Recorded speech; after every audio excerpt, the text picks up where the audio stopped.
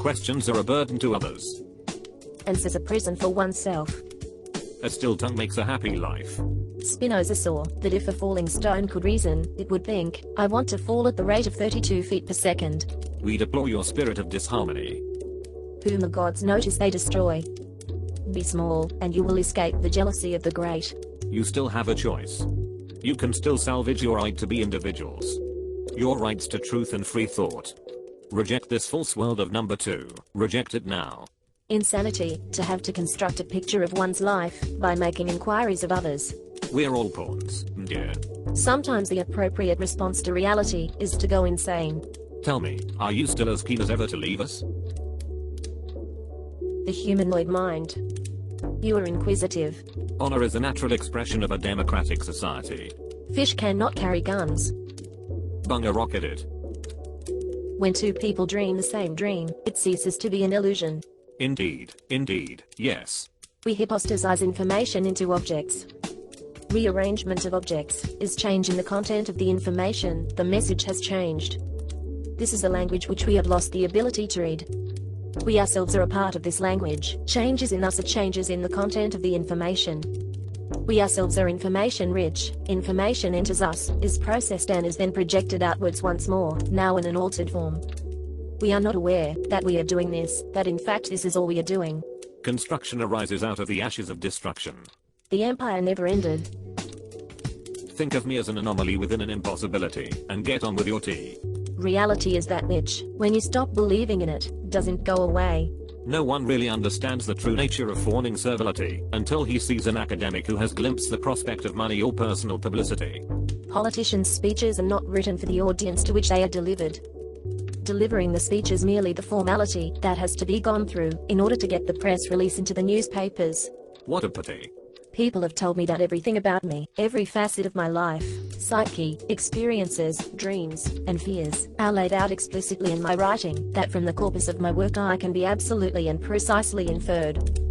This is true. Any statement in a politician's memoirs can represent one of 6 different levels of reality. A. What happened. B. What he believed happened. Point C.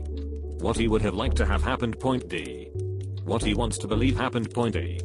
What he wants other people to believe happened. Point F. What he wants other people to believe he believed happened. It means what it is. You will be required to do wrong, no matter where you go. It is the basic condition of life, to be required to violate your own identity. At some time, every creature which lives must do so. It is the ultimate shadow, the defeat of creation. This is the cursed work, the curse that feeds on all life. Everywhere in the universe. Knowledge is soon changed, then lost in the mist, an echo half heard. The hell with the newspapers. Nobody reads the letters to the editor column except the nuts. It's enough to get you down. Online publication is fine with me, in part because I hope to collect those stories later. Well, you could make that your life's ambition. The proximity of a desirable thing tempts one to overindulgence. On that path lies danger. To attempt seeing truth without knowing falsehood. It is the attempt to see the light without knowing the darkness. It cannot be. You seem to think that the only genuine existence evil can have is conscious existence, that no one is evil unless he admits it to himself. I disagree. Ambiguity is necessary. We will never fully understand, that is the nature of such creatures. Or is this inner truth now, this that is happening to me? I will wait. I will see. Which it is. Perhaps it is both. There is no escape. We pay for the violence of our ancestors. Have you ever been hit on the head with a welding mallet? Of course. A man of such awesome stupidity, he even objects to his own defense counsel. Certainly it constitutes bad news, if the people who agree with you are buggier than Batchet. So, let me get this straight. You want to fly on a magic carpet, to see the king of the potato people, and plead with him for your freedom, and you're telling me you are completely sane. Madness has its own dynamism. It just goes on. Shit. Rest is for the weary, sleep is for the dead. How about I give you the finger? Indeed you did. Welcome to the real world. The lizard part of the brain. I am the Lizard King. Don't think you are. No you are. That's right. To the rational mind, nothing is inexplicable, only unexplained. Oh, to the limit. To fight the empire is to be infected by its derangement.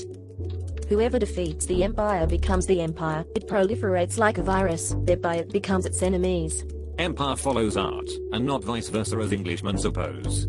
They think they are free, because they have never been free, and do not know what it means. That system is our enemy. But when you're inside, you look around, what do you see? Businessmen, teachers, lawyers, carpenters. The very minds of the people we are trying to save. But until we do, these people are still a part of that system, and that makes them our enemy. You have to understand, most of these people are not ready to be unplugged.